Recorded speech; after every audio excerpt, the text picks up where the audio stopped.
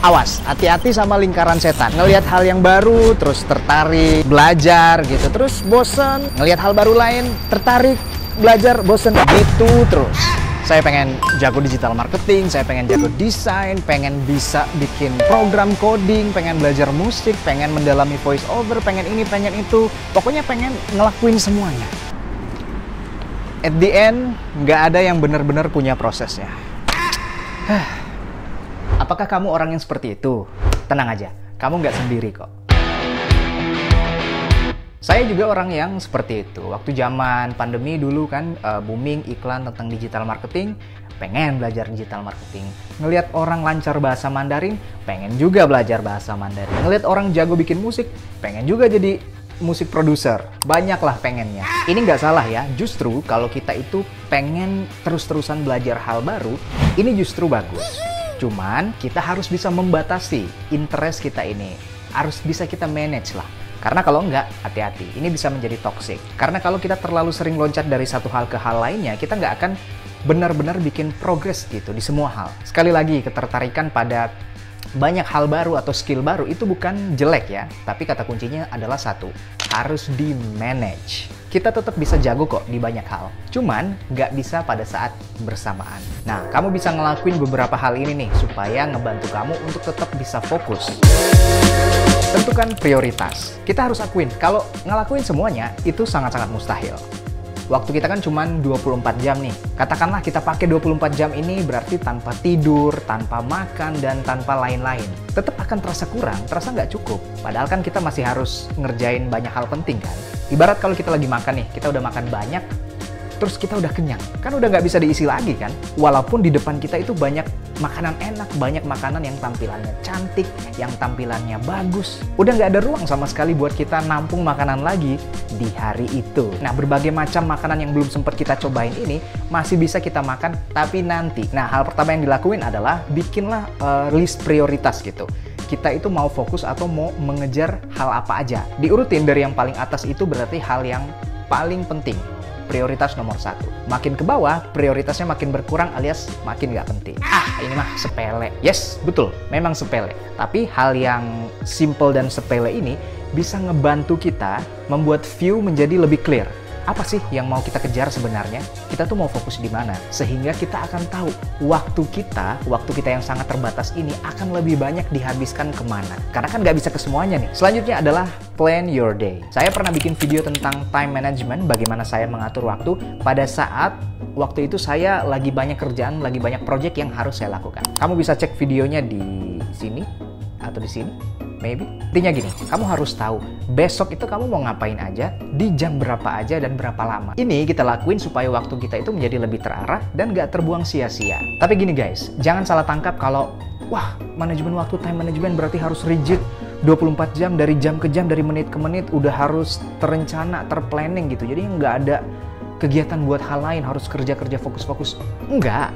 Karena kita ini bukan robot ya. Justru dengan time management, waktu kita itu akan menjadi lebih balance. Nah, karena di list tadi kan kita urutkan berdasarkan prioritas. Otomatis list di nomor 1 berarti lebih penting daripada nomor-nomor di bawahnya, ya kan? Bagi contoh, ini adalah beberapa list kegiatan yang harus saya lakukan beberapa waktu lalu. Karena waktu itu saya lagi ikut sebuah kompetisi, biasanya di kompetisi kan ada deadline-nya, schedule-nya gitu kan. Nah, saya ngejar itu dulu tuh. Makanya saya taruh di prioritas paling atas. Oleh karena itu, saya harus meluangkan waktu lebih banyak untuk mempersiapkan bahan kompetisi ini dibandingkan dengan kuliah. Ya, bukan contoh yang baik sih, tapi kamu tahu poinnya apa ya. Kemudian prioritas kedua saya adalah menulis. Nah, makanya saya juga meluangkan banyak waktu juga untuk menulis, baik di blog, freelance, project, ikut kursus, bootcamp, dan lain-lain. Kadang-kadang suka ngeliat di FYP atau di Reels, orang ngelakuin sesuatu, kita random pengen juga ngelakuin hal yang sama. Guys, saya bisa basic desain grafis ya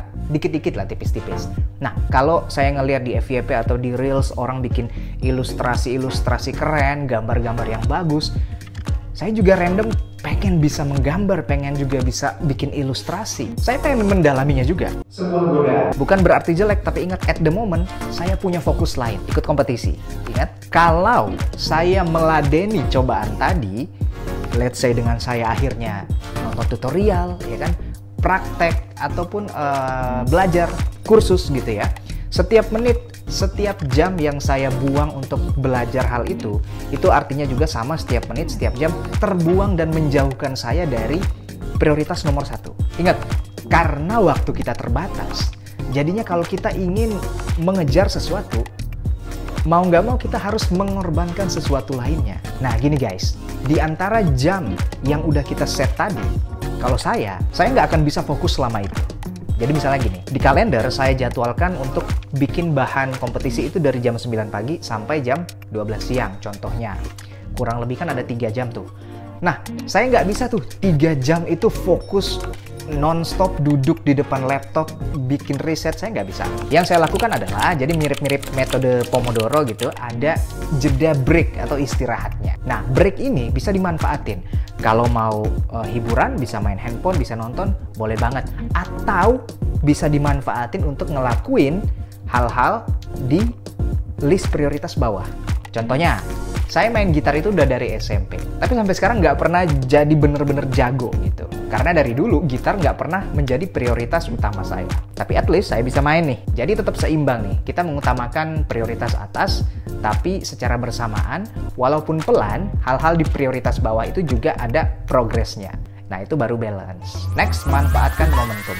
Jadi ada nggak kerjaan atau aktivitas sehari-hari gitu ya, yang bisa jadi skill baru buat kita? Atau aktivitas yang kita nggak ngelakuinnya secara langsung, tapi bersinggungan dengan kerjaan kita. Maksudnya gimana?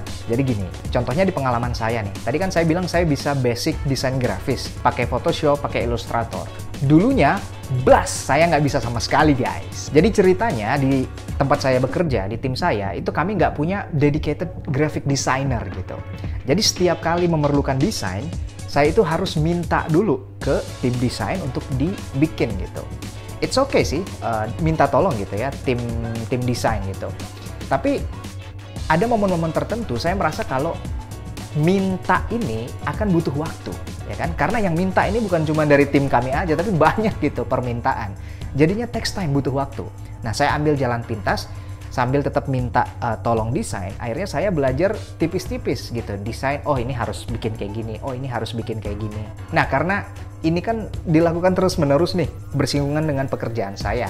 Akhirnya, nggak terasa, walaupun nggak jago-jago banget desain, saya mendapatkan satu skill baru tambahan, yaitu basic graphic design. Siapa tahu ke depannya saya malah semakin terampil gitu kan menggunakan skill ini.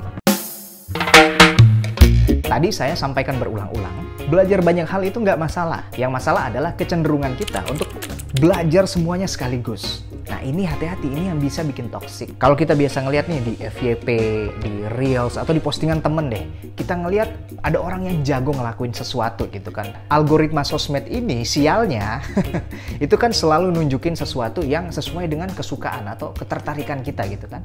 Otomatis bakal bikin kita, wow, pengen juga ngelakuin hal-hal itu gitu, pengen bisa juga. Masalahnya gini, video pendek yang kita lihat itu, kita nggak tahu itu adalah hasil latihan orang itu berbulan-bulan atau bertahun-tahun sehingga dia bisa menjadi jago. Ujung-ujungnya kita selalu akan membandingkan ke diri kita sendiri. Akhirnya kita merasa diri kita kurang, merasa diri kita payah, selalu kalah gitu ya. Nah itu tuh yang bikin toksik. Ingat, jangan ngerasa down. Kamu juga akan hebat kok pada masanya. Asalkan kamu fokus. Oke. Let's say kamu udah memantapkan hati mau fokus ngelakuin sesuatu, dan sesuatu ini katakanlah ya ini emang adalah hal yang kamu suka, hal passion kamu lah gitu. Tapi tetap nggak akan semudah itu guys, tetap akan susah jalannya gitu. Nggak akan seenak itu. Tentu saja kamu akan berhadapan dengan tahap stres, tahap bosen tuh terutama, bahkan burnout. Buat menguasai sesuatu kita semua pasti akan melewati jalan yang seperti itu ya. Saya ngambil dari buku Atomic Habit, ada yang namanya atau istilahnya adalah jurang keputusasaan. Jadi waktu kita ngelakuin sesuatu, ekspektasi kita kan kayak gini nih, ya kan? Kita berekspektasi kalau progres kita itu bakalan kayak gini, naik terus. Padahal realitanya nggak kayak gitu. Realitanya tuh bisa kayak gini. Ini versi simpelnya aja ya. Bisa aja realitanya malah kayak gini, atau kayak gini gitu. Bisa aja. Nah akan terasa landai, kok lama ya? Kok susah ya? Ini mah percuma, ini buang-buang waktu nih. Aduh, saya nggak bisa nih aduh saya nggak ada progres nih. Kebanyakan orang akan kecewa di titik ini. Karena biasanya hasil yang didapatkan itu selalu di bawah ekspektasi. Akhirnya di titik atau di lembah inilah kebanyakan orang itu pada menyerah. Padahal kalau mau sabar dikit aja, hasilnya tuh pasti kelihatan. Jadi saat kita udah semakin sering gitu ya ngelakuin sesuatu, otomatis otak kita itu ibarat kayak sedikit terautomasi. Jadinya sesuatu akan lebih mudah kita lakuin.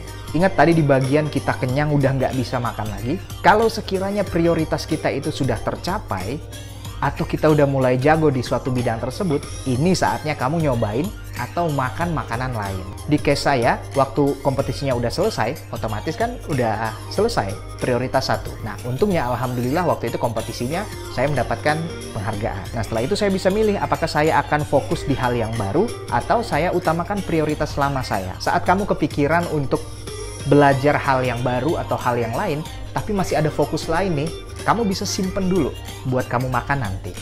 Karena keinginan untuk belajar banyak hal itu adalah tanda kita sebagai lifelong learner. Oke, segitu aja video kali ini. Semoga bermanfaat ya. Selamat berproses. Bye guys.